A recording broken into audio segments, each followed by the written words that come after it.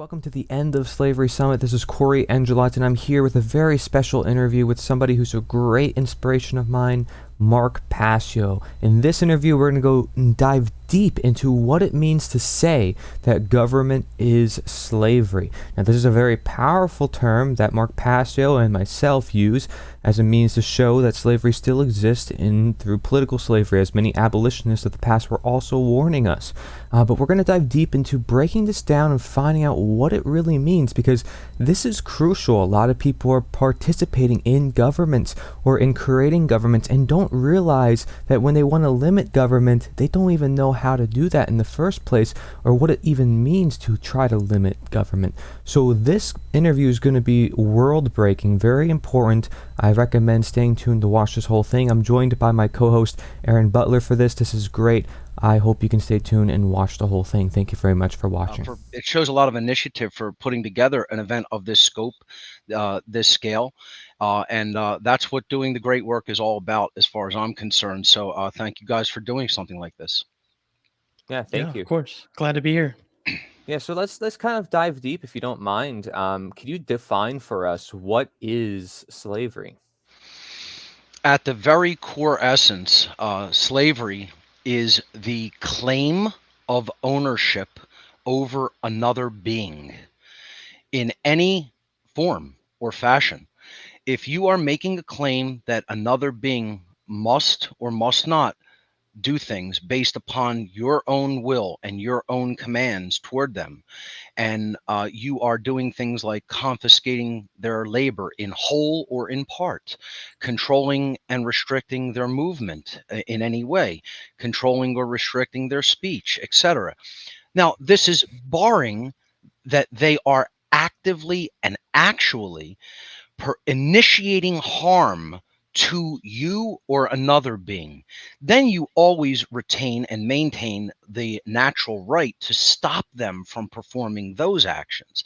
That is not what we're talking about. That's self-defense. That is not what we're talking about when it comes to the claim of ownership on another being. So it's very easy to see overt slavery. Overt slavery comes in the form of uh, things like chattel slavery, which we saw in this country back a couple hundred years ago in the colonial days, and all the way up through the Civil War era period. That is very easy to recognize as slavery, because the beings who are being held in captivity are held there by direct, active, visible violence. They're being held in that position by weaponry, by people with weaponry, those who are actively claiming openly to be their owners. And they and the other people who are witnessing the situation overtly can see that this is a scenario where certain beings are claiming to own other beings, and those beings who are being claimed to be property are not free to do as they please, even if they are not harming someone else, if they're not initiating aggression or harm against another being. So it's very easy to see, for human beings to see and recognize overt forms of slavery. When we're talking about the form of slavery that is the largest form of slavery that is active today, we're not talking about overt slavery. Does overt slavery continue to exist in our world? Absolutely. Yes, it does, unfortunately, in certain places, in many places.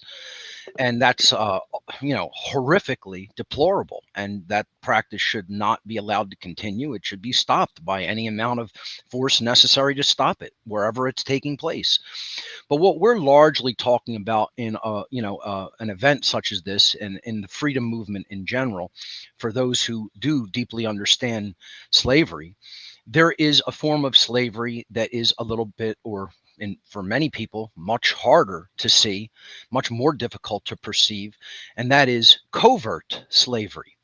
Covert slavery works through mental forms of manipulation to get the people who are having a claim of ownership made upon their person or their property, their body or their property, to influence them to believe that that situation is acceptable, justifiable, or even moral or even necessary that it must be that way and it must continue.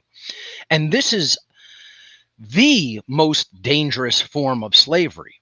Covert slavery is even a more devastatingly dangerous form of slavery, because in overt slavery, no one with a sensible moral compass actually believes that the situation is justifiable. I would certainly hope that today, in today's world, with the information that is available, no one believes that genuinely one being has the right to go and capture and enslave and put to work as they see fit another human being. And if they did, they're pretty psychopathic. They're psychopaths out in the open. Most people don't believe that overt slavery is moral or justifiable. They know that it is violence. They know that it is a wrong behavior that should not be conducted against anyone. The problem lies in covert slavery. Covert slavery convinces people that the situation that is actually a violent scenario where people are being held under the threat, the continued threat of violence, which is called duress, if they do not obey the commands of the master class, the those who are making the claims of ownership, um, that physical violence will be done to the people who do not obey those dictates, those commands that they call laws. And the form of covert slavery that is active in our world today, called government, convinces people that the situation that they are unjustly being held under, which is duress, is not only okay, is not only justifiable, that it is actually moral and necessary to prevent some form of chaos or destruction or implosion, or collapse of society from happening. When in fact, that is all brainwashing, that is all propaganda, that is all uh, social engineering that has been done to people since birth to get them to believe that that violent and immoral scenario is actually a moral one that is actually necessary to continue. And that's the most dangerous form of slavery there is, as far as I am concerned. And that is because in an overt form of slavery, you could ask people, do those people have the right to do that type of violence to other people and hold them in that condition and hold them under that form of continued threat of violence? And again, the vast overwhelming majority of human beings are going to say, absolutely not, they don't have such a right. That is thuggery. That is absolute violence. But then if you ask people, well, does government have a right to exist, and do they have the rights that they claim that they have over other people as authorities? You know, people will go, oh, absolutely they do. So the social engineer class of beings that runs this whole structure of our world has convinced the vast majority of human beings that covert slavery is perfectly acceptable, that all the forms of violence conducted in that system of covert slavery is just justifiable and even moral and even necessary. And it's because people don't go down to fundamental first principles and apply the action, the behavior to themselves. This is what people have a problem, an issue, a block of some kind. You could call it a mental virus of some sort that has been installed in their psyche. They have some block about applying a behavior that other people are doing, often even to them, to their own selves, to apply that behavior to themselves and ask themselves the question, if you performed this behavior, would you consider that you were doing a moral action? And would it be okay and would it be justifiable if you performed that behavior? This is the missing link that most people in the world do not do. They do not envision the scenario They don't visualize the scenario reversed. If you were doing this to another human being, what behavior would you expect back from that individual upon yourself? Would you expect them to defend themselves? Would you expect, possibly deadly force used against you, or you to take this kind of violent behavior? And that's the reason they don't really see the behavior for what it is. They've had installed into their psyche and into their mental processes, um, malware. It's like computer malware. It's a virus, and that virus is the basis of all forms of modern covert slavery. And that virus is called authority. The belief in authority is what prevents most people in the modern day from perceiving covert slavery as slavery. They believe that these people have a right that does not exist. They believe that people have the right to do these behaviors, which in nature, in point of fact reality, in the natural realm, those beings do not have the right to perform. They have simply claimed the right to perform those behaviors, but the right does not exist in nature. And that is why people are confused about the legitimacy, the moral legitimacy of authority, when in fact they shouldn't be confused about it, because if they understood natural law, if they understood what all of our equal natural rights are. Notice I did not say we don't have equal natural abilities, but we all have equal natural rights. That means equality under our rights under natural law, not equality in the characteristics of our beings and our personalities. Of course, everyone is different in that regard, but we are all the same in the rights that we have, that we are can perform without initiating violence to other. All human beings have the same rights.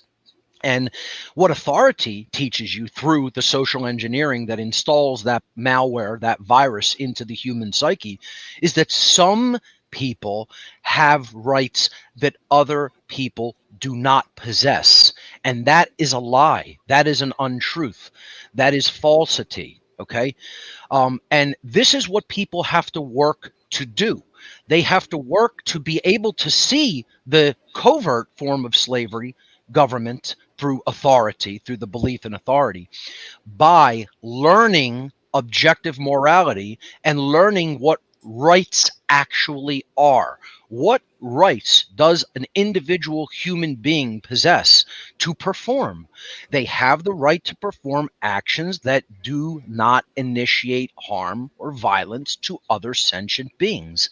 And that is the same for all beings on this planet, all human beings on this planet. Okay, again, natural law doesn't really, uh, operate the way that it does in the human kingdom. In the animal kingdom, animals don't have the types of brains and minds and psyches that we have, and that type of mind imparts the capabilities of understanding the difference between right behavior and wrong behavior, which is why natural law applies to human beings and not the animal kingdom, that is at a different, and what many would just say a less complexified level of consciousness than human beings possess at this time in our evolutionary development. So the goal is to get this mental virus purged from the psyche of human beings, that there is such a thing as authority over other beings. Authority is a claim, and specifically, it is a claim of one being or one group of being are saying they have the right to issue commands to other beings. Now, what if we fundamentally break that down? The right to issue commands of compliance to other beings, that you must do this behavior. Well, what are you going to do the behavior with? You're not going to do the behavior with a magic wand, You're going to do the behavior with your body, right? So if I claim that your actions must comply to my demands, then I am indirectly making a second claim. I am making the covert, indirect claim that what you perform with your body is not up to you. It is up to me to decide that behavior, and then I command it upon you, and then I do violence to you, or I send people to do violence to you if you don't comply with that command. Okay, so what am I indirectly claiming ownership of? I'm not just claiming ownership of your actions, because indirectly, by proxy, if I claim ownership of your actions, I must claim ownership of your body, because that is what you perform your actions with. So that is why all forms of authority, all forms of issuance of commands to other people is a claim of ownership upon the body, and it is therefore slavery. If you simply look at what government is not suggestions to other people. Government is commands of compliance through laws created by lawmaking bodies of people, claiming to be authorities who can create law and bind that law upon other people, therefore making the claim of ownership over their behavior and thus their bodies. By definition, logically, we just followed the logical sequence of philosophical progression of what the actual behaviors are, what the actual definitions of the words are, and therefore, by definition, definitively, factually, and objectively, government not only is slavery, by definition of authority, which is what government claims, it must be slavery. And therefore, it is an immoral situation. It is a situation by which people are held under the threat of violence and duress. And therefore, that immoral situation should not be allowed to continue and stand. It must be ended by human beings who claim to be moral beings and who claim to have a moral compass. So that is what, my whole mission in this life has become, is explaining that to other people from a philosophical perspective, and hopefully getting them to understand that and then teach that to other people, so we can spread that philosophical truth and end this immoral situation that we're all unfortunately currently living under. A lot of stuff there. If I may, I wanted to read one of your slides from Sure. your fake ass Christians presentation, Sure. and it says God's plan for everyone: the great work to end slavery. It is our shared responsibility at this time to help awaken others by continuously speaking the truth unapologetically, even if we feel burdened by this task, and even if it makes all of those involved feel uncomfortable. Courage and persistence are required to perform this task. The true great work is the arduous task of influencing others to awaken to the truth. It is to help them to realize that in supporting and condoning the legitimacy of authority and government, man's law, that they have actually been supporting and condoning the legitimacy of slavery, and that they were immoral for having done so. In short, what the great work comes down to is to help people abandon their false religions, the erroneous and dogmatic beliefs which hold back the progress of consciousness by impeding the reception of truth and natural law. And I want to follow that with a question. Sure. In your Streetwise Spirituality presentation, you said the first step, or the first note that you took when in people actually being awake was knowing about the occult and understanding that there are both light and dark aspects to it. How does knowledge of the occult help others awaken to covert slavery? So, in the world of occultism, first we should simply define occult and occultism. The word occult comes from the Latin language, from the verb occultare, which means to hide, to conceal, or to keep secret. The verb itself, occultare, comes from the Latin noun oculus, which means eye. It means the ability to see, specifically the ability to see that which is difficult to see with the five senses. It has to be perceived with the mind. The sixth sense is truly the ability to think, comprehend, and understand what reality is and how it works. And that is what occultism attempts to convey to people. The laws of nature, those which are difficult to see with the eye and with traditional scientific measuring instrumentation. They are not physical quantities in the same sense that we measure forces like electromagnetism or gravity or dynamic forces, through motion at work in the world. Those are quantifiable, measurable, very visible. When it comes to moral truths about what actions are right and which actions are wrong, that doesn't have a measuring stick applied to it. That has to be philosophized and thought through logically and thought out to its logical conclusion. And a lot of people don't have the tool sets to do that. Occultism, meaning the psychological and mental tool sets of literally being able to logically think out a progression and apply it to morality and a moral situation. Occultism attempts to convey those tools to people. And unfortunately, that is one of the reasons that it has been kept hidden.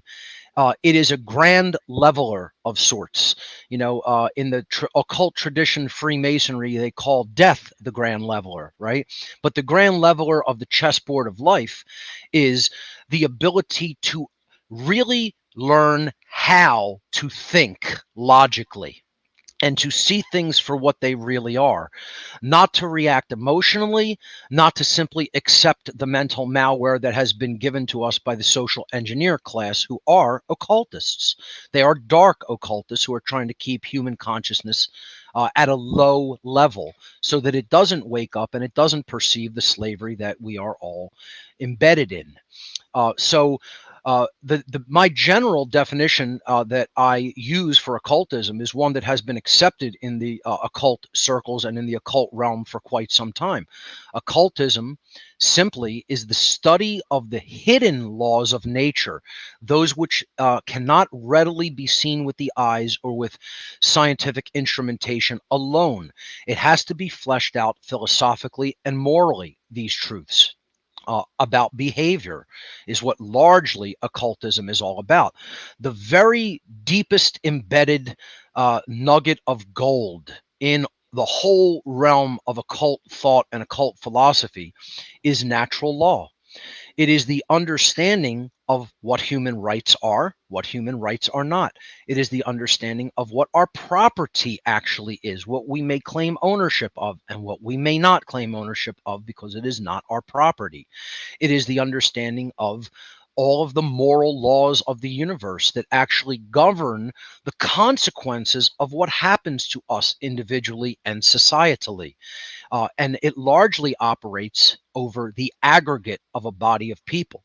People think that karmic law, which is another name for natural law, works in the second, like instant karma. You do something bad, something immediately bad happens to you. Unfortunately, that's an oversimplified and childish view of consciousness, not conscience, of karma. And it is a little bit more complexified than that. It actually truly works over a whole body of a population, the aggregate of society, and then it works over large periods of time, not very short orders of time. It takes a while for the consequential buildup and development that is then going to be given back to the body of the people. And that is going to be the situation, the environment that we then must live in. So we don't immediately make our bed and lie down in it. Collectively, in the aggregate, we all make our aggregate collective bed called the earth, called all of human global society. And then we all have to lay down in it eventually over time. That's how natural law and karma really works to bring us the consequences of all of our aggregate collective behavior. And I summarize it simply that the aggregate morality of a population is going to be directly proportional to the aggregate freedom of a population. It's a mathematical equation because the laws of creation aren't personal forces. It's another thing that people have a very difficult time with the world of the occult, what it teaches, what natural law is, and how it operates. We've been very conditioned to see things in religious contexts, meaning personal higher forces, personal gods, personal laws that are implemented by those personal gods, and that is not really how the justice conserving machine of consciousness that is the universe really operates. It operates through impersonal forces. Does it have a preferred outcome? Yes, it does. So that it also implies a consciousness. I'm not saying that the universe has no consciousness like a machine. I'm saying its laws operate like a machine, because for perfect justice to exist, there can't be partiality. It has a preferred outcome, meaning it wants people to go along with the laws of creation, of morality, and behave morally and get good consequences, good created results. That's the real law of attraction. How we behave is what creates the results that we experience. And the universe has a preferred outcome. It wants goodness. It wants optimum outcome. It wants evolution. It wants further consciousness, higher level consciousness, more differentiation of forms and of thought, and growing that continually and complexifying it continually and making much more beauty in the world and goodness in the universe in general. However, it doesn't. It has to be impartial, and therefore, it is going to allow anything. It's not going to step in and intervene, because then nothing is learned. Then it's supporting us, and it's not allowing us to grow individually through our own expression of consciousness and our own learning and growth. Our learning and growth, the universe wants it to be self-directed, and indeed it demands it to be self-directed. That's why no external power will step in to save us from ourselves. The savior myth and savior complex comes from traditional forms of religion, which are all there to stop us from actually learning and growing and doing autodidactic, meaning self-directed learning about how the forces of the natural world work and how the laws of the universe work, and integrating that into our own being, coming into alignment with those laws and forces, and then growing. That's what true evolution in consciousness is. I'm not talking about what is traditionally looked at as Darwinian evolution. That I don't necessarily subscribe to in the form that it is put out to us. But I'm talking about true evolution in consciousness, in knowledge, in understanding, in morality, etc. That is what our real goal here is to do as beings. That this is the purpose of being here on this planet and having a body and living human life. It's one of the grand purposes of it. A lot of people have not discovered that. A lot of people are floating through life without a purpose. A lot of people don't accept the existence of natural law. They don't accept the existence of morality. They're moral relativists. That's another thing that comes out of the teachings of occultism, that moral relativism can only lead to a state of total confusion when it comes to understanding what is right and wrong, and therefore you don't get the results that you say you want on the other side of the equation. Because if it's all relative, and there's no such thing as truth, and there's no such thing as morality, and morality we can get to make up. That's what man's law is, moral relativism. It's like you can do this behavior here, but you can't do it here. So, you can open carry a firearm without a license in one state. If you open carry a firearm in another state in the United States, you can go to jail for 10 years, right? So who's correct? The law is obviously relative, because in one place it's one thing and in another place it's another thing. Well, does that logically make sense philosophically and morally? Of course it doesn't. That's a huge crock of BS. Okay. What it really is one state has it correct because they are honoring the actual natural law. I'm not saying that makes them correct for existing as government, right? But they're factually correct that people do have the right to put a firearm on their body and carry it openly or concealed, whatever they choose, right? You have a right to protect yourself. You have a right to defend yourself. You don't have a right to commit violence, but you have a right to defend yourself with weaponry if you choose. The state that says we'll throw you in 10 years if we find you carrying a firearm open or concealed without our permit, our permission, which is what permits are, commands of compliance that we'll do violence to if you don't comply with, they're incorrect morally. And, some states can do different variations of it and say, well, you can do this, in these cities, but not in these cities. And it's all gradations of being wrong, right? The goal is to actually be factually correct about rights. See, that's why they're called rights. See, right correctness and right morality are one and the same, essentially. When you are incorrect factually, that leads you to incorrect or immoral behavior. That's why we use the same word, right, to mean both factually correct and in alignment with moral principles. They are both right, and we use the word wrong, meaning both factually incorrect and immoral, out of alignment with moral principles. So it's very interesting how the English language evolved to reflect that in those words, and it reflects the actual truth of the matter. That is why we have to be correct about what our rights are and are not. That's why we have to be correct about, does authority actually exist in nature, or is it only a claim of certain people who want power over other people and want to do excuse me want to do violence to them, whether directly or indirectly through order followers. Again, the real ruling class of our world does not do the violence directly. This is another big principle. And it's another thing that occultism will help you to understand. They want to be insulated as much as possible from the very intense moral culpability that the universe, that the natural law is going to hold them according to. It's going to hold them to that standard. So they want to isolate their behavior from it as much as possible. And so what they do is they only issue the commands verbally or on paper. They very rarely, if ever, bloody their own hands. You will notice that.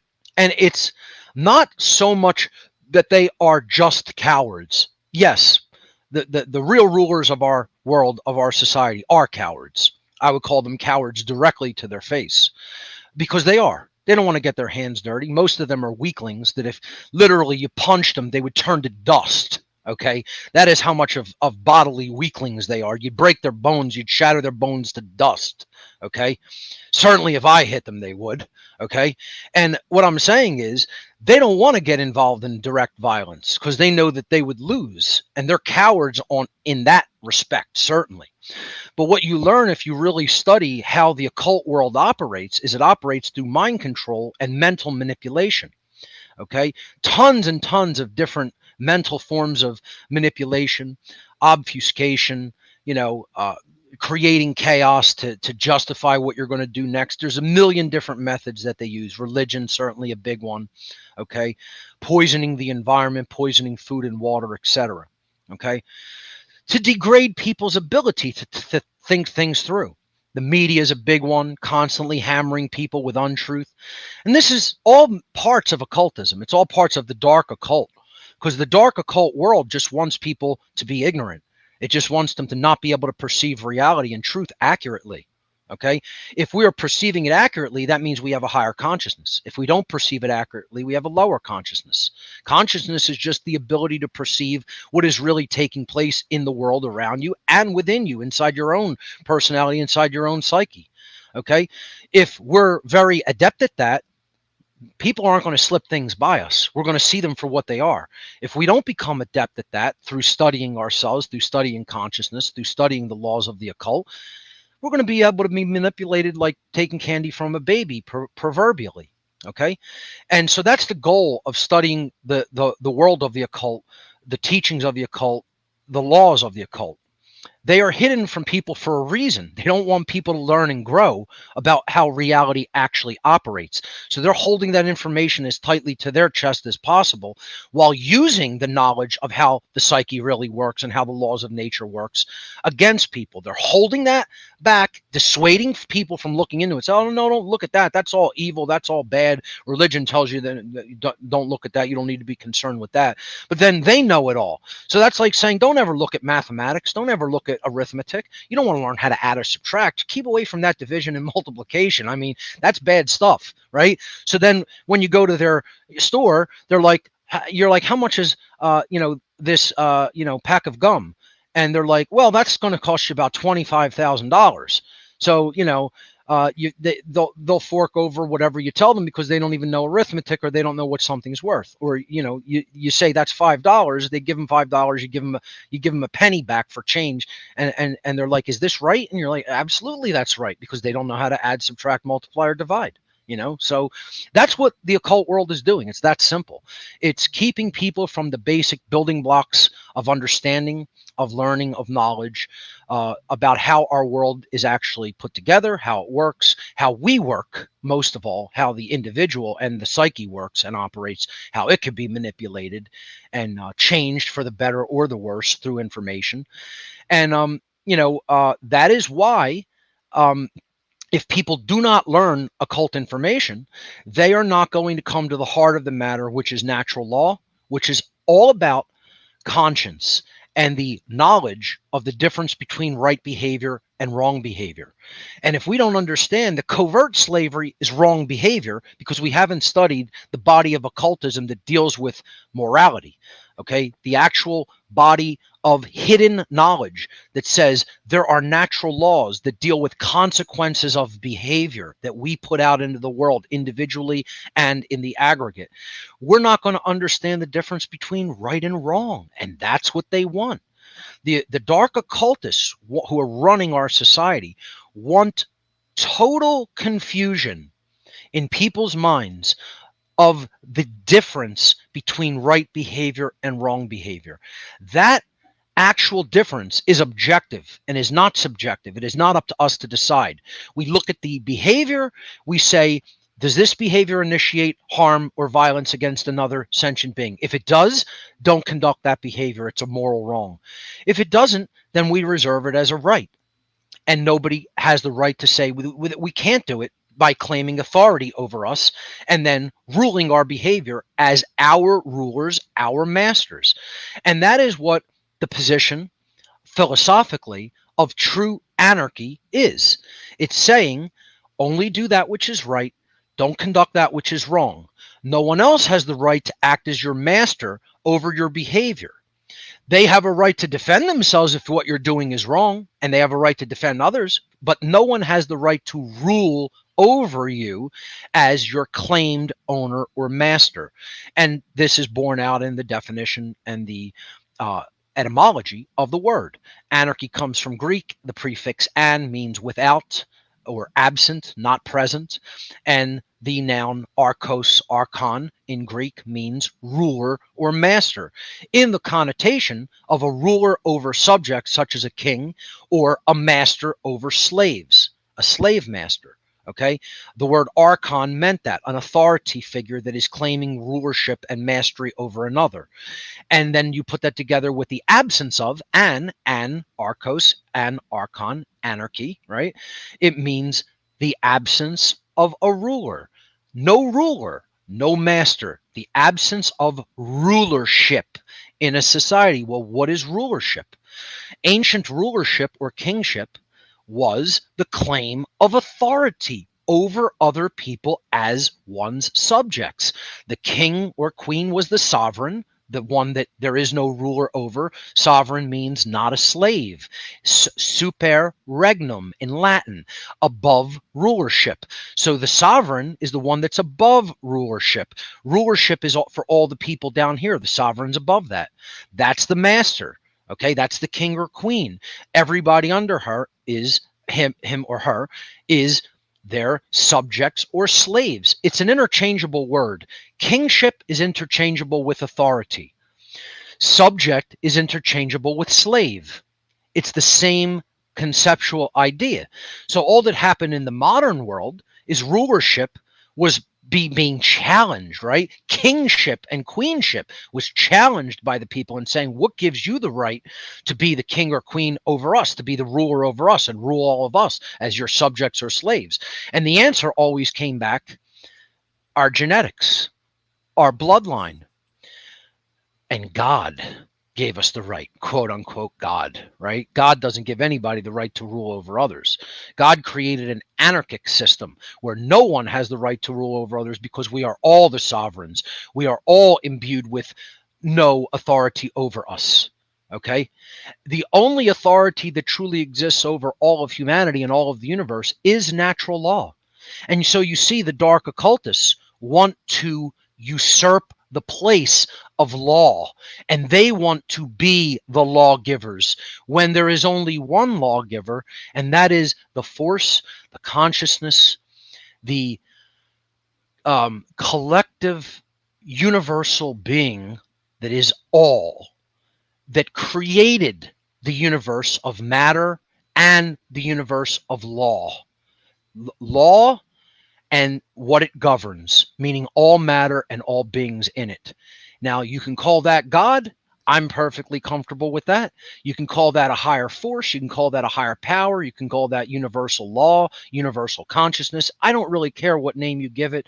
It's something that human beings in our form will not be able to directly perceive and understand, but we can understand how the consequences of the laws that it put into effect work, and therefore recognize the existence and operation of those laws, and therefore recognize the existence of some power that put those laws into effect at the time of the creation of the universe, or just steady state universe, if you believe that. It's always been that way because that is how the universe was generally constructed. It was made that way.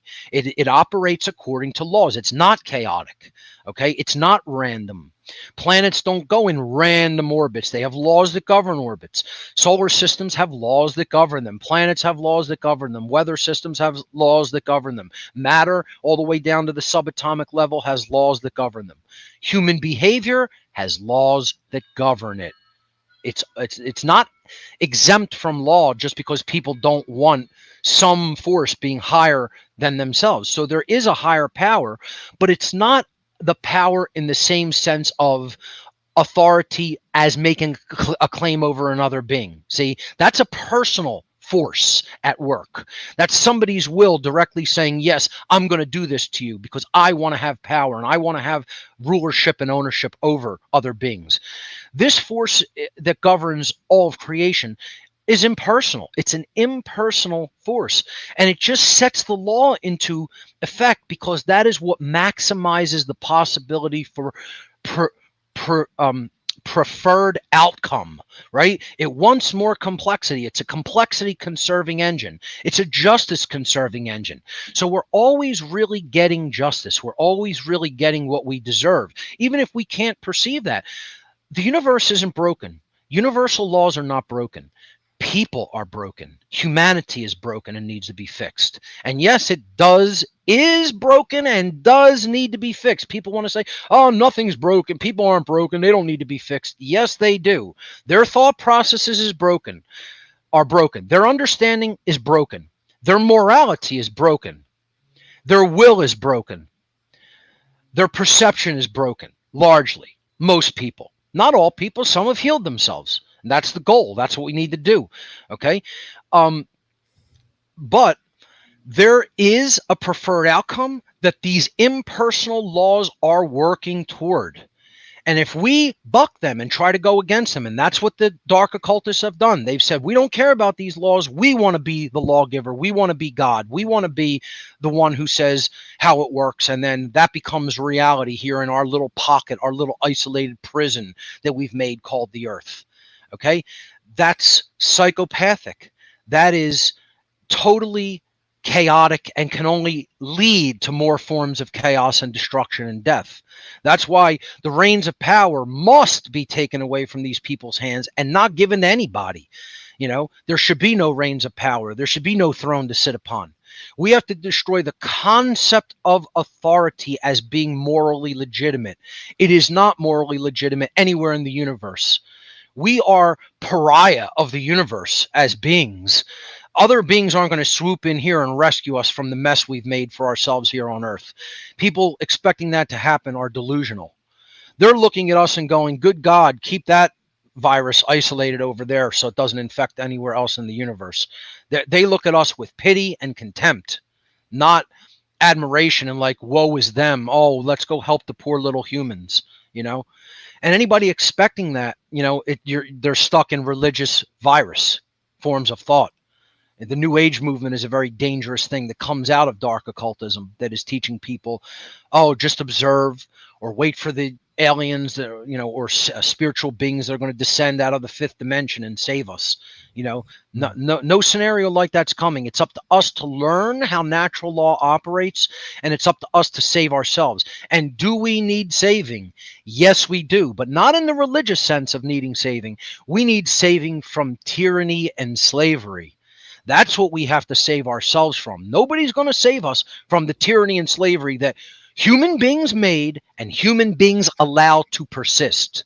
No one's coming in here and going, gee, what a brilliant idea, guys. You made these systems, you made these institutions. They ultimately enslaved you all. You created that for yourself. And while you're in it, you still condone it because you're of such a low level of consciousness in vibration and in understanding that you can't even see the slavery that you're in. What being's going to come down and say, oh, yeah, I want to take responsibility for that level of unconsciousness? Then they're holding the bag, right? Yeah, that's what we want to do, right? Don't we want to go and just rescue every form of lower life that's extant in the universe and take responsibility for it and just save it all? No, we're looking for our development, just like other beings want to be left alone and pursue their own development. That's why personally I look at an extension of anarchy and natural laws. Leave the animals alone. The animals want to be left alone to their own devices and live their own lives. They're not that their lives aren't my own. I leave them alone. The first principle of natural law is leave other life alone. Live your life, you learn and grow. Now, that doesn't mean don't influence people. That's the great work. I mean, don't try to control it by leave it alone. Don't get involved in trying to tell it what it can do and control it, right? This is the human fall out of higher consciousness, okay? And it being stuck in base level consciousness. Most people just don't know how to leave other people alone, and most people don't advocate to leave other people alone. It's very easy. All you got to do is say no violent or coercive behavior should be done to those people so long as they're not doing violent and coercive behavior to others. And here is the problem. Everybody is afraid that someone will do violent and coercive behavior. So we put coercion into effect to prevent people from doing violent and coercive behavior instead of just dealing with violent and coercive behavior. And if we were doing that, we wouldn't have the kind of crime we have. We wouldn't have government, because that in of itself is violent and coercive behavior, right? Which any moral being will say we shouldn't have. I'm against all forms of violence and coercion. I won't even kill a bug. I will capture a bug and take it outside my home. I will not interfere with that life because it's on its own trajectory. It's on its own path in consciousness. That's not mine. I don't own that. I don't want to control that. I don't want to destroy that. I don't have the right to, right? It's very easy to leave things alone. It's very easy to leave other people alone, but people can't seem to learn that. And that's really the first principle. You got to sit down with yourself and ask yourself, shadow work is a big part of the occult. People don't have internal dialogues and discussions with themselves in silence. You got to ask yourself, what do I want control over this for? Control always comes out of fear. If you want to control other people, it's fear that's leading you to control. That's why people want laws. That's why people want government. They want to feel safe. They want to feel like they're cared for. They want to feel like they're going to be in some cocoon or in some nest or something safe. And there's no such thing. There is no such thing as safe, as permanent, enduring safety in the 3D physical world. We are physical creatures living in a physical domain. There are dangers associated with that naturally.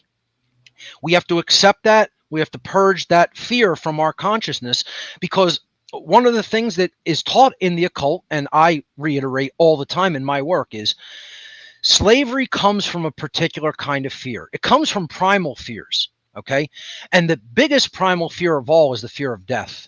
The fear of what people perceive might be the cessation of consciousness, which I do not feel or believe that it is. I feel that consciousness continues in a multifaceted variety of forms, in a multifaceted variety of places and times, and continues on and on and on. People have that existential fear of death as the end of consciousness. And that's the true beginning of all forms of slavery. All forms of control are built upon the illusion of wanting to be safe. All forms of control and slavery are ultimately built upon the ultimate primal fear, the fear of death. So an occult principle that is taught is The very beginning of the enslavement process is the fear of death. If you continuously fear death and you live in existential doubt of survival of consciousness beyond the physical, then you are going to be more apt to let control come into your heart. You're going to be more apt to condone control of both yourself and others. And I word it in the phrase, the fear of death is the beginning of slavery, very simply. That's something that individuals have to work upon. You are not going to be physically safe forever in the 3D. Eventually you will age. Eventually you will grow sick. Eventually you will die. We all will. No one lives forever. Nothing lives forever. It's a continuous cycle of consciousness. And people have to become okay with that. Not just intellectually okay. They need to become okay with it in the core of their being. And that's what occult practices help with. True meditative practices, true practices of introspection and shadow work. They have deep internal value, and they can purge these kind of primal fears. Largely, not saying you ever really get rid of it fully. There's always something in the back of your mind. Hey, I'm going to die one day, right? It doesn't mean you let that direct your life. You don't live your life in fear.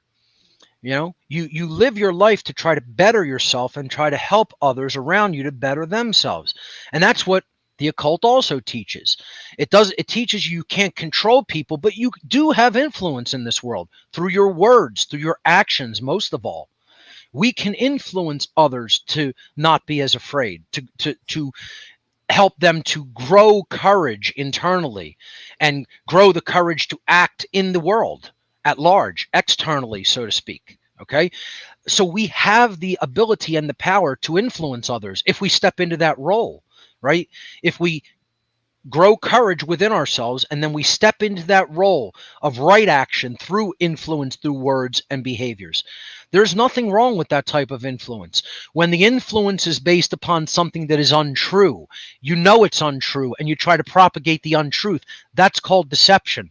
That is not a right. That is one of the transgressions against natural law. And that is what the controllers of our world, the social engineers, are always doing. They're always deceiving people so that they come out on top.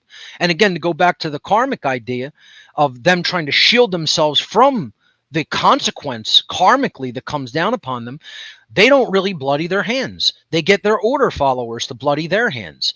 They tell other people, you should be doing this to people. We'll enlist you. We'll pay you these worthless slips of paper called money. That is all also invented and made up. And you do the dirty work that bloodies your hands and actually gives you the real karmic consequence, the real, moral culpability, because you perform the behavior with your own body. How many lawmakers perform the violence that their laws command with their own bodies? You think members of Congress go out into the world and when they say, oh, you didn't get a permit for that child's lemonade stand, do you think they go out there with a sledgehammer and bust down the lemonade stand? And if the parent and or the child resists, beat them and drag them into a cage? No. The lawmakers never, ever dirty their hands like that. They just write down a bunch of nonsense on paper and then call it law, put it in a legal book. Then the order followers, the police, go and actually do the karmic behavior, the actual physical world, real 3D behavior with their body violently to another being or group of beings, and therefore they're taking on the karmic debt. And the lawmakers and the social engineers are laughing at these people hilariously. They're just laughing at them like big, full belly laughs. Chessboard. Yeah. Worse than that, they literally, in the world of the dark occult, call them their animals. They call them their dogs, their pets, their animals on a leash. Literally refer to them like that in the People open. referred to slaves like that too back then. They That's it. couldn't read or write either, so they Weren't couldn't permitted understand to. anything. That's right. Weren't permitted to learn those learning tools. Forget it. That would have been forbidden. I showed someone recently an interview that I showed as part of my, again, this directly relates to Aaron's original question about why should people learn about the occult and how is that directed to human freedom, and directly related with understanding the immorality of slavery.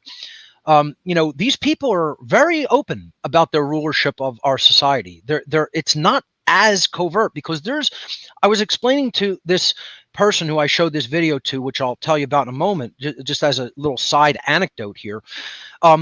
There's a little war. There's a little war of contention.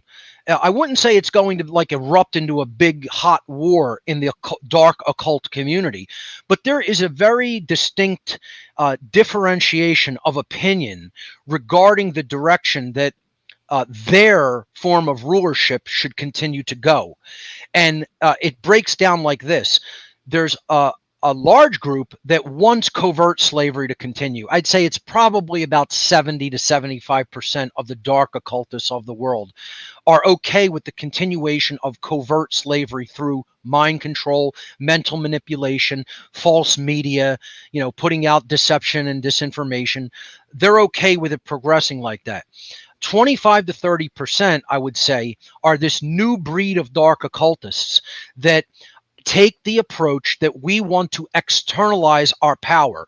We want to come out into the open, and we want to tell people, we are your owners, we are your rulers, we are your masters, you are our slaves, you are our subjects. If you do not obey what we tell you you must or must not do, we will send our henchmen to kill you. They want the world to be structured in a totalitarian prison society like that.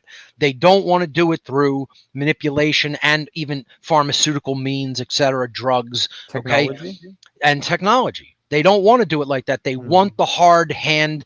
They want to take the velvet glove off and present the iron fist. And they want to pound on humanity with the iron fist into total submission or even extinction if necessary. That's how psychopathic this about 1/4 of the dark occult have become. And a Hollywood television show was made about this. It was called True Blood, where it's about vampires. And one vampire group section, or a faction, I should say, wants to continue to feed off of human beings in the shadows. And this is just allegorical for the war that's going on in the occult world. Then there's another group that says, no, we should come out in the open and we should present ourselves and we should tell human beings, you are our food and we are going to feed upon you openly. What are you going to do about it? Okay. And they still want to make it like a cooperative thing where they get people at first to volunteer, but they really don't intend to stay that way. They intend to just, actually go after people as a food source eventually. And there's this discontention among the two factions, and that's what the whole TV show is ultimately eventually about. This is happening in the real occult world. This is the dynamic known as the externalization of the hierarchy. And what the hierarchy is the hierarchy of slavery. It's the hierarchy of rulership over other people through them being the masters. Then they have their order following class, the police and military, or actually above that, they have the lawmaking class, the politicians, then the police and military. Then you have, the corporations and the people, etc. And that is, how it has worked through covert hierarchy. They want to bring that hierarchy of power out into the open publicly and just tell people this is neo-feudalism. This is just a new form of feudalism. We're the authority. We're the king. You're our serfs. You're our subjects. You own nothing. You'll do what we say, or there will be violent consequences enacted upon you by our order followers. And that's what it really is now, except most people don't know it because it hasn't been publicly announced that it is that way. But guess what? It actually has. Because there are actual real world occultists that are coming out in the open and saying, this is what we're going to do. This is what we want to do. We're already in power and we're going to do it. And the interview that I presented in my presentation on dark occultism called Demystifying the Occult Part 2, Satanism and the Dark Occult. I played an interview from the year 1988 or 89 with a Satanist who was married to the then high priest of the Church of Satan, Anton LaVey's daughter, Zena LaVey. His name is Nicholas Schreck. He was on a racist, like sort of white power type, neo-Nazi type, neo-fascist type cable access TV show with a guest named Tom Metzger. And Metzger, the host, Metzger was interviewing Shrek, and he was asking him, well, you're a Satanist, and you believe in all of these tenets of Satanism. He said, what would the world look like if you were in power? And Shrek looked at him like, oh, you don't really understand, do you? He said, we are in power. We already are in power in the world. He said, we are waging a guerrilla war against the human mind through every form of media that we already control. And he said, our goal isn't to be in power, it's to tighten our reins of power such that it makes what Hitler was doing in the 1930s and 40s look like a picnic. He literally says that in the interview, out in the open. And you can bet he got in some trouble with those above him in the hierarchy of Satanism, because at that point, they certainly didn't want loose cannons like that going out there and saying that out in the open to the average cattle. Okay. They want people to believe in the legitimacy of their own rulership, called being a subject of government. Okay. They do not want people perceiving it as it actually is, a system of slavery based on violence and duress, by which the masters are telling you must comply or violence and death will be conducted upon you. That's the actual point of fact reality of the situation. But at that point, they certainly did not want people perceiving it that way. They wanted to continue their overt form of mental manipulation. Now, what Shrek did is now becoming more popular with people like Klaus Schwab, Bill Gates, and others. They're still somewhat covert, but they are pushing more toward this full overt depopulation agenda, making sure people comply, or they know violence will come, or they know they will be ostracized from society by how it's structured. There was an interview recently done by the eugenics think tank operation known as the Club of Rome. It's a dark occult organization, although more on the front lines as an interface between people and the occult world. I was continually referred for the Club of Rome when I was in Satanism. When I was a Satanist and involved with satanic grottos in my area, the higher level occultists in that those grottos always said to me, if you go further, if you really take this mantle up and go and pursue it truly, you're going to be perfect for the Club of Rome. I heard it from at least 6 or 7 people. Okay. And they knew what my intellect and my communication skills were like. And they also knew what my mindset back then was like, as far as how psychopathic I was and how much I wanted depopulation and eugenics. It was one of the big things I talked about as a Satanist. That was my little, speciality within the world of the dark occult. And that's why whenever I talked about it, they heard my passion for it back then in my screwed up mindset. And they said, if you go further in this, we can almost guarantee you're going to work with the Club of Rome. And recently, this year, a representative of the Club of Rome, who I'm not positive, but I believe he's like on their steering committee slash board of directors possibly, but I'm not sure about that. Don't hold me to that. But he's certainly a spokesperson for them, at least. He said there is an ongoing worldwide depopulation agenda taking place and active right now. And it is my hope that that agenda proceeds in a civil fashion and doesn't erupt into violence and war, meaning against them. Wow. He said that out in the open in an interview, in a video interview. And all you have to do is type Club of Rome, depopulation, civil, the word civil, C-I-V-I-L, because he states in it he wants it to proceed in a civil fashion. Then you'll get his name and you can watch the whole interview. This is the mindset of the dark occult. Clearly, they believe that they are owners over other people. Clearly, they believe they have the right to direct not only their characteristics eugenically, but they have the right to end the characteristics and even the people that they see as undesirable or unfit to continue in their world. There is no better definition of slavery. That is exactly what slavery is. You claim ownership over other beings, you claim what other beings may express, you claim what they may own, and you even claim whether they can reproduce, what characteristics they may reproduce, and whether they may even continue to live and propagate their bloodline. Their God. Imagine that. They're God in that sense. Yeah. But it's false. It's unnatural. course. It's immoral. I mean, this is why we have this phrase, I guess, liberty or death, right? I mean, like you said, if we fear death, this is the number one thing toward our enslavement. Well, what's the opposite of slavery? It's freedom. That's right.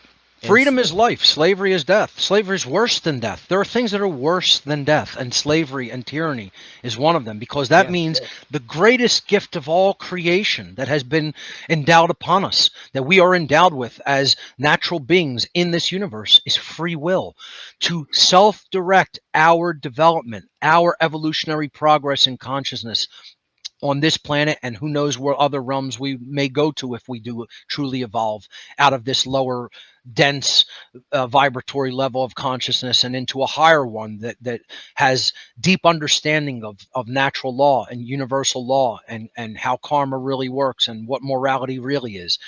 That's my hope. I want to see where humanity can truly go. I see a lot of potential in our species, as bad as it is. And I constantly reiterate and remind people how bad people have become. That is not eternal. That is not set in stone. That's a choice. That's a choice through remaining ignorant. We have a choice. Yes. Would you say they'll learn one way or another? Absolutely. Because the universe is going to give us this lesson the hard way, or let us self-direct our progress in consciousness, which we are in charge of as of right now.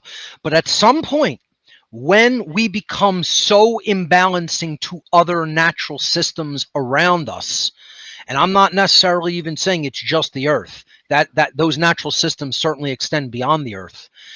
When we get destructive to the local neighborhood, then higher forces do intervene and say, whoa, whoa, whoa, whoa.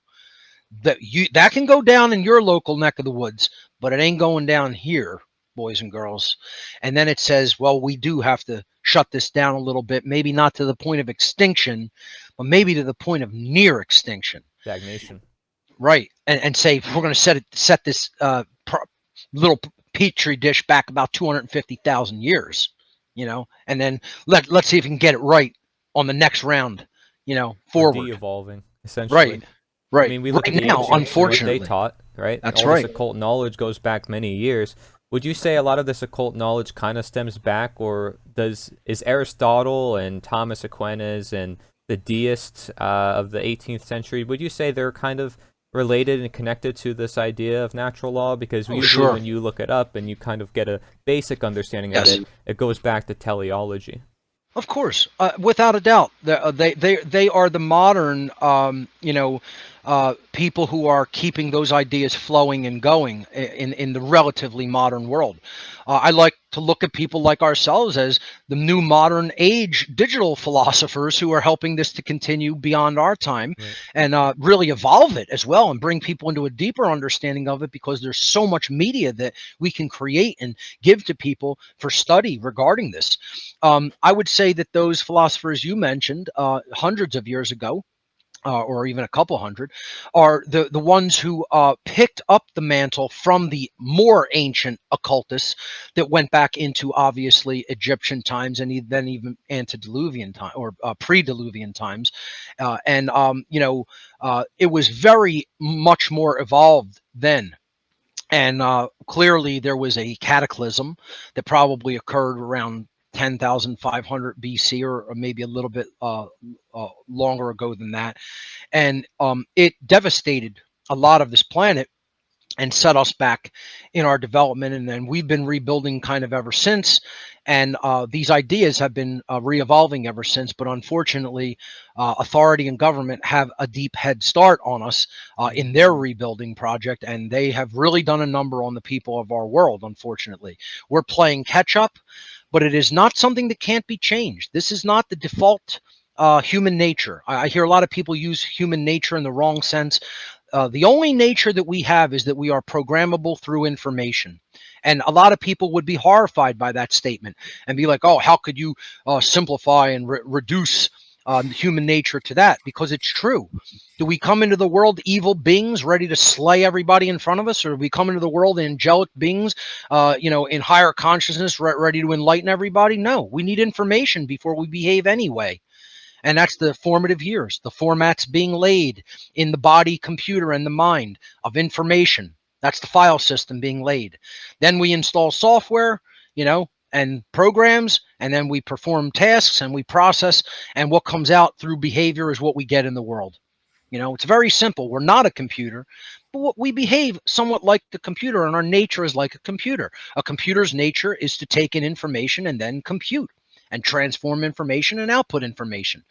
Our nature is we take in information, we develop either an accurate understanding of reality and behavior, and then we use our logical processes to do that, and then that informs our physical behavior in the world, and then in the aggregate we get the outcome, which is either orderly or chaotic. It's either good or bad.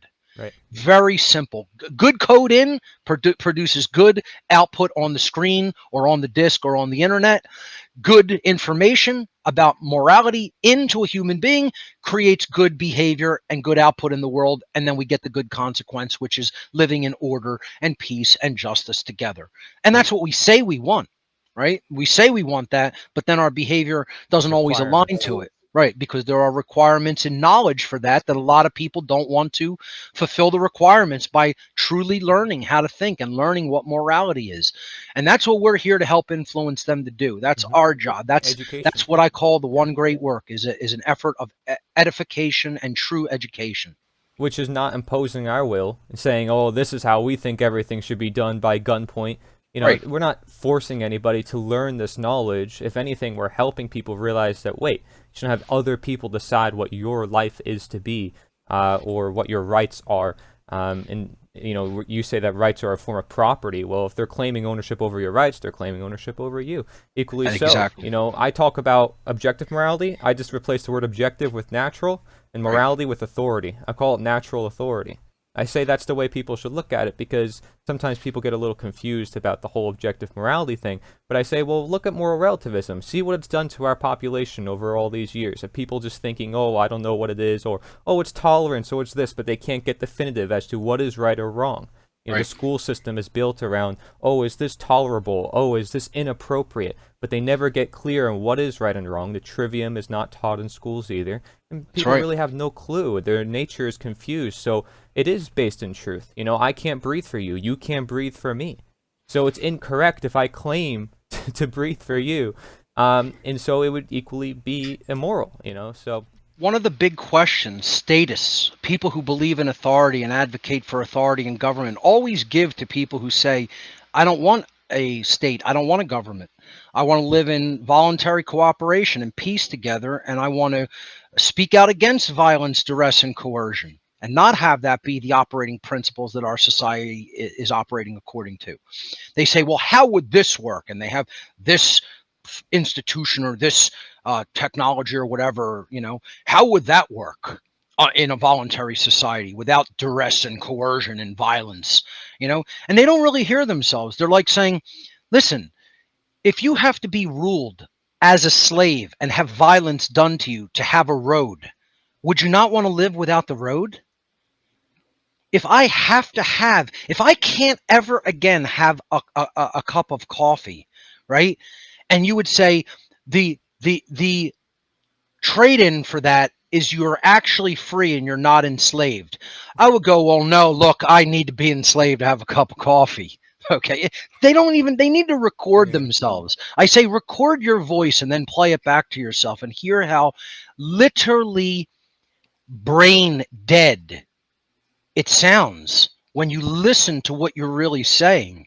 And what I answer is, I don't definitively know how, quote, that would work in a truly free voluntary society.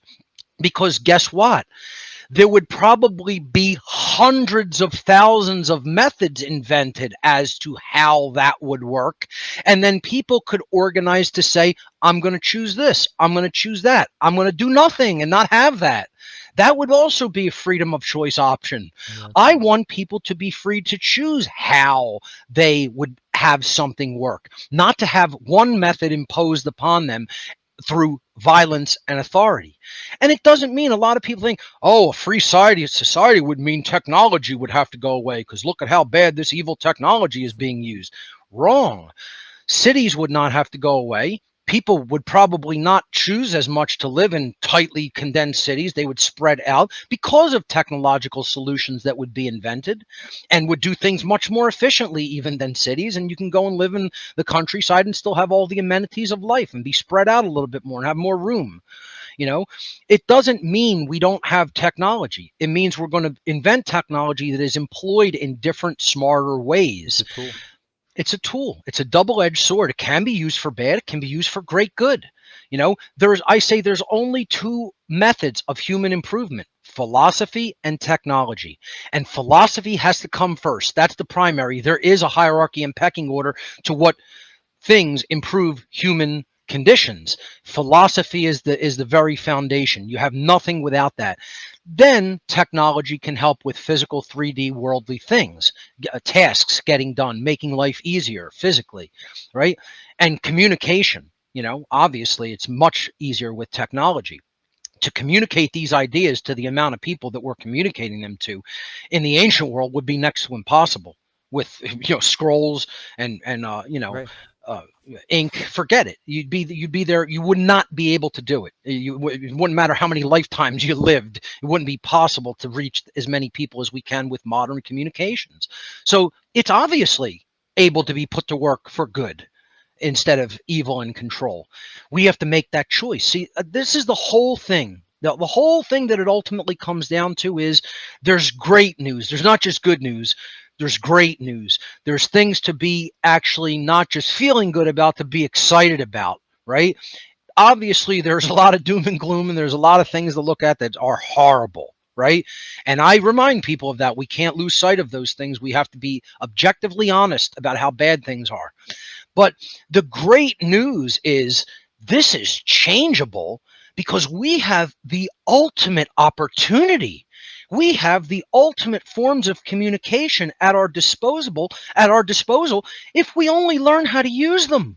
If we take a little bit of the time of our lives to invest educationally in learning how to use the great tools that we have at our fingertips, and just start to use them wisely to teach morality and natural law, and that our society is structured as a form of slavery, and educate people to that, educate people to how morally wrong how things currently are, and that they can improve them if we stop believing in this system and giving it our power and complying with it, and believing ourselves that it's morally legitimate and teaching other people that it's morally legitimate when it is not.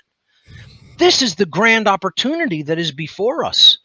Mm-hmm. You know, We found the that purpose. opportunity has never existed before, as far as we know in human history. We never had access to this type of technology and this reach, the reach that we can have towards so many people in our world.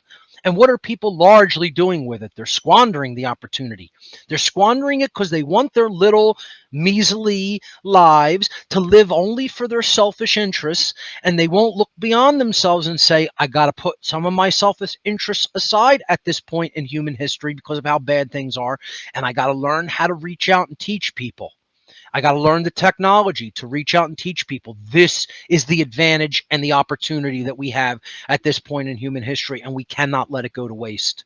Yeah, and it's amazing how you look at statism and every argument pretty much fails from the ground up because it's immoral from the ground up. It doesn't matter whether it's this political party or that government, whatever form it is, if it rests on this one simple basis that it is immoral or unnatural, everything that's going to come from it is going to be the same basis. And people believe that it's real and that this government is a physical thing. It's like, how do we identify this thing?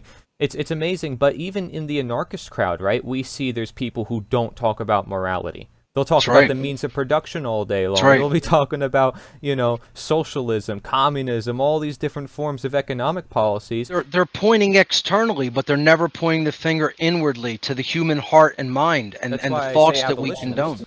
Right. I love that whole idea. It's very philosophically powerful to word it and structure it as we are against all forms of slavery. We are abolitionists, voluntarists, yes, but moreover, we are against and want to see the destruction of all forms of slavery. That's a powerful philosophical groundwork to base things off of. And I want more people to see that and start talking about government as slavery, taxation as not just theft, but as slavery, because the confiscation of someone else's labor, which they performed with their body to get the fruits of those labors, is a claim of ownership against the body itself. Indirectly, yes, but it still is a claim of ownership of the body and therefore slavery. Yeah, and Even licensure. I'm Yeah. not twisting the abolitionist words either. I mean, they No. said it themselves. That's right. They Huh? made appeals Look to at natural law. Frederick Douglass' words when he came up to the North, escaped slavery in the southern colonies and came to the North. He basically was saying taxation is still taking the fruit of my labor from me, and what percentage of that constitutes not being slavery anymore. Those are basically Frederick Douglass's ideas. I've reiterated them, in the modern day, but that was Frederick Douglass asking the question: what percentage of my labor that you are allowed to confiscate legally makes it not slavery? Is it no longer slavery when it's only 10%?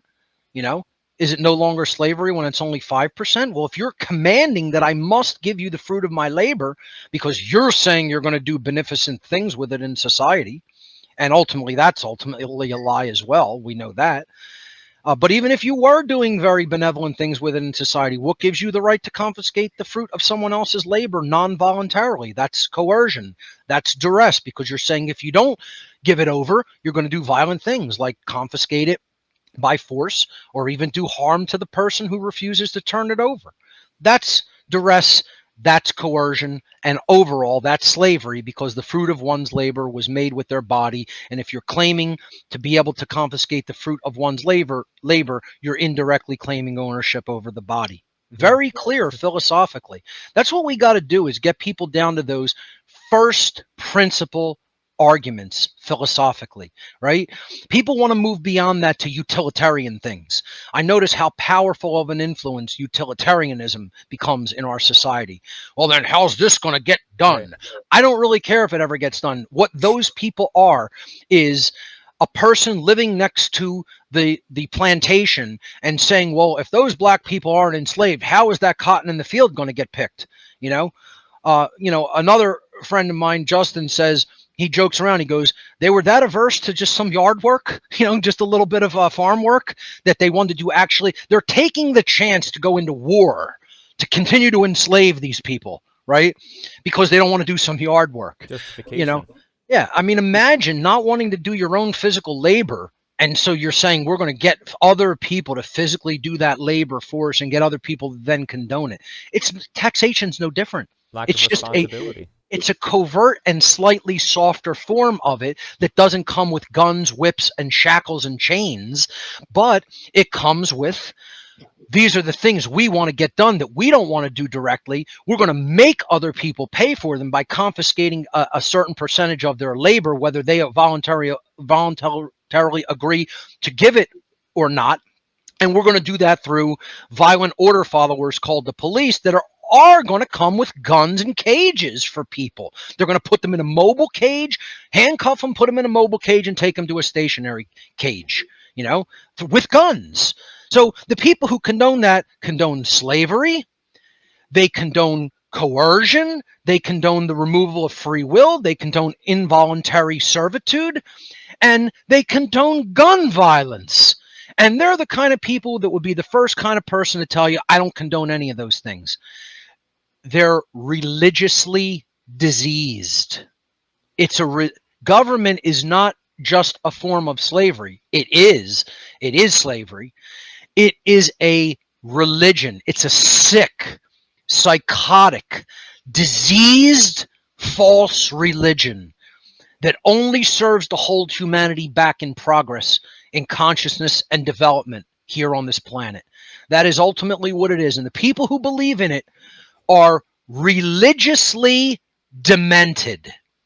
I want to say that definitively, and I'll say it in person to anyone that has a problem with me saying it.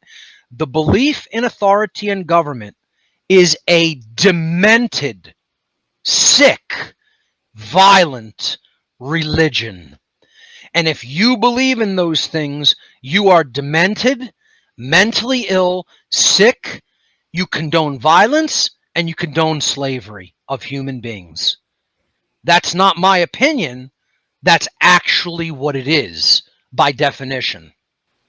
Yeah, and I'd be willing to back that up as well. I mean, we're not baseless. We're not just saying these things. We have actual information that people should take the time and really reflect and think about what we're saying.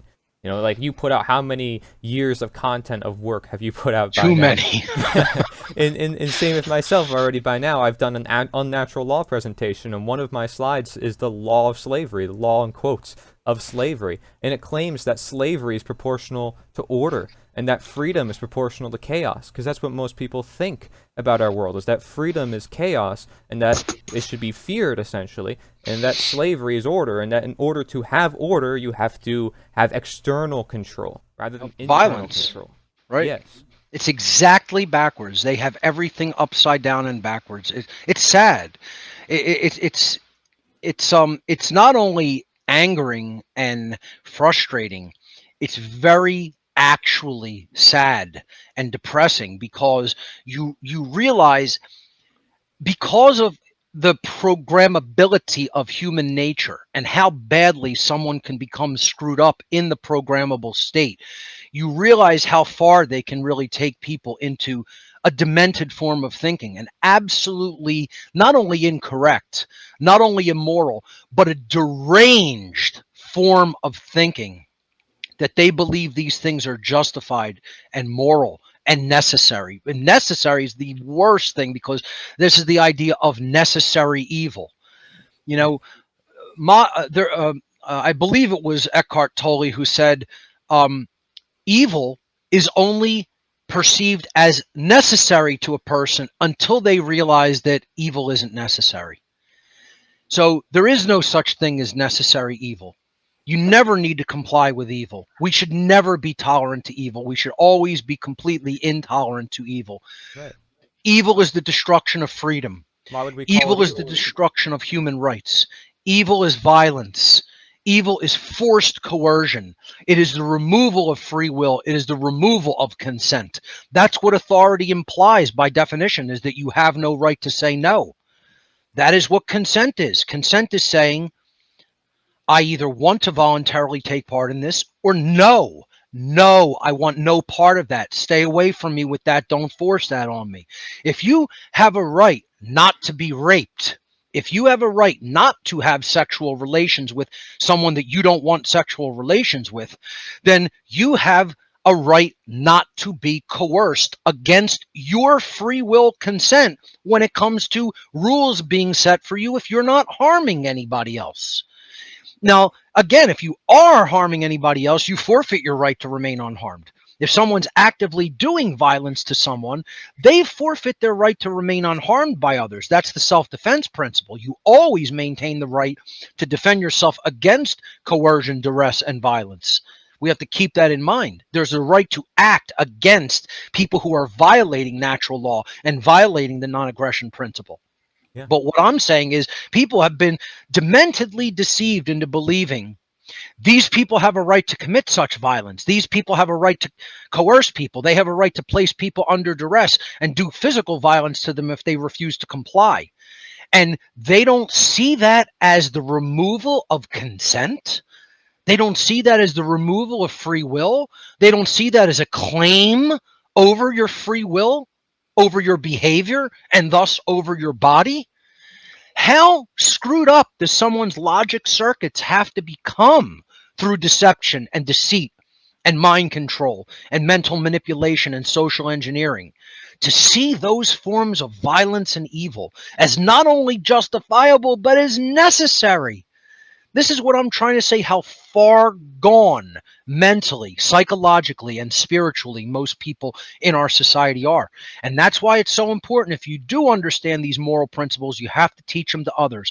And in order to get them out to a lot of people, you have to use modern communications through technology.